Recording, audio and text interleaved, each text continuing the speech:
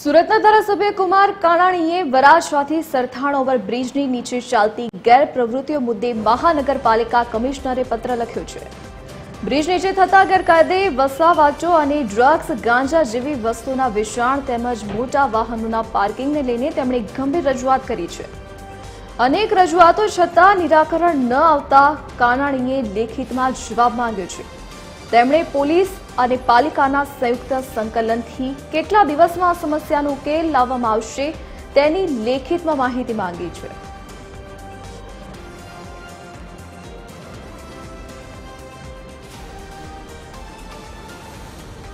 તો વરાછવા સરથાણા વચ્ચે ઓવરબ્રિજની નીચે ગેરકાયદેસર પ્રવૃત્તિઓ ચાલતી હોવાથી કુમાર કાનાણીએ મહાનગરપાલિકા કમિશનરને પત્ર લખ્યો છે।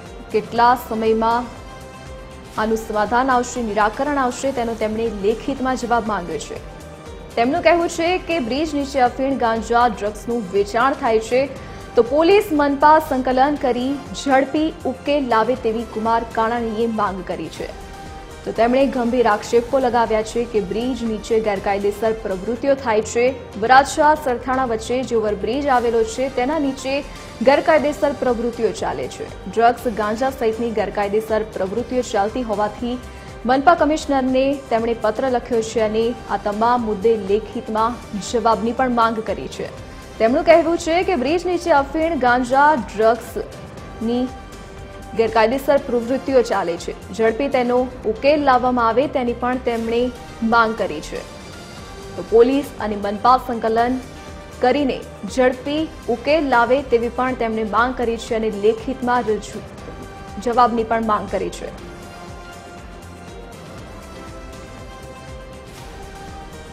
વધુ વિગતો સાથે સંવાદદાતા દિવેશ પરમાર આપણી સાથે લાઈવ જોડાઈ ગયા છે। દિવેશ, કુમાર કાનાણીએ પત્ર લખ્યો છે મહાનગરપાલિકા કમિશનરને। તેમનું કહેવું છે કે જે બ્રિજ છે તેના નીચે ગેરકાયદેસર પ્રવૃત્તિઓ ચાલે છે, ઝડપી નિકાલ આવે તેવી પણ તેમણે માંગ કરી છે।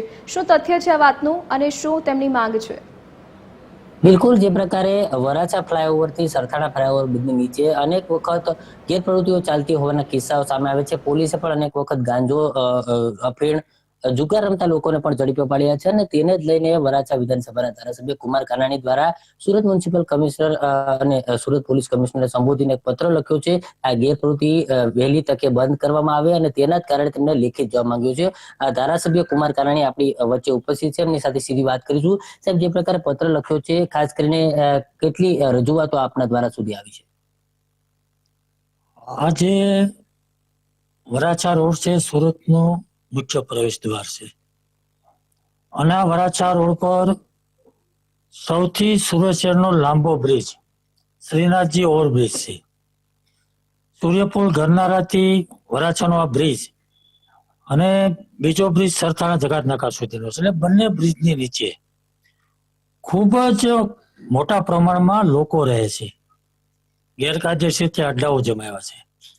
ગેરકાયદેસર રીતે રહેતા લોકોએ ગેરકાયદેસર ધંધાઓ પણ શરૂ કર્યા છે।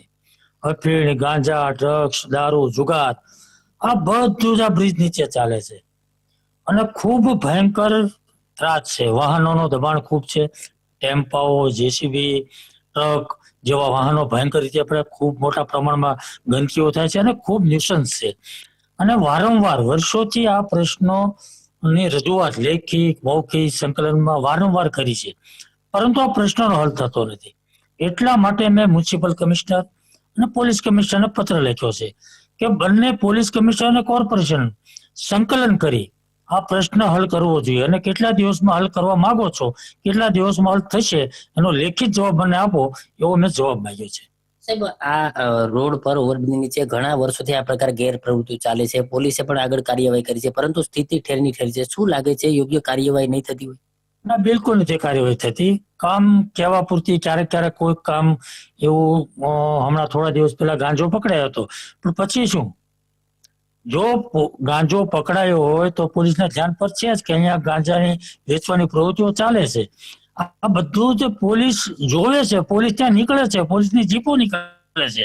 બ્રિજની નીચે બંને બાજુ રોડની વચ્ચે જે કામ ચાલે છે, અમારો વડભાચારી રોડ પણ છે, ટ્રેકિંગ છે, ત્યાં લોકોને ચાલવા માટેનો વોકવે છે, એ વોકવે પર પણ આવો ધંધો ચાલે છે, આવા લોકો રહે છે। તો આ પોલીસ પણ ત્યાં નીકળે છે, જોવે છે, એને બધું ખાર છે, પણ એની સામે કાર્યવાહી થતી નથી. થાય તો કામ કહેવા પૂરતી થાય છે. એટલે મારો પ્રશ્ન એ જ છે કે આ કાયમિક ધોરણે એનો ઉકેલ થવો જોઈએ, એના પ્રવૃત્તિ સદંતર બંધ થવી જોઈએ. એટલા માટે મેં આ પત્ર લખ્યો છે. શું કે છો, યોગ્ય કાર્યવાહી નહીં થાય તો આપના દ્વારા શું કાર્યવાહી આગળ કરવામાં આવશે? મેં લેખિત જવાબ માંગ્યો છે, એટલા માટે જ મેં લેખિત જવાબ માંગ્યો છે. ઘણા ટાઈમથી મારી રજૂઆત છતાં એનું કોઈ પરિણામ નથી આવ્યું, એટલા માટે મેં લેખિત જવાબ માંગ્યો છે કે મને લેખિત જવાબ આપો. એટલે એના લેખિત જવાબની રાહ જોઉં છું. જવાબ આવ્યા પછી આગળનો કાર્યક્રમ હું મારો કરીશ. બિલકુલ, એટલે એકંદરે કહી શકાય કે જે પ્રકારે વરાછા ફ્લાયઓવર થી લઈને સરથાણા જગતનગર સુધીનો જે ઓવરબ્રિજ છે તેની નીચે ગેરપ્રવૃત્તિ થાય છે, અને તેને જ લઈને ધારાસભ્ય દ્વારા પોલીસ અને પાલિકા પાસેથી લેખિતમાં જવાબ છે તે માંગવામાં આવ્યો છે.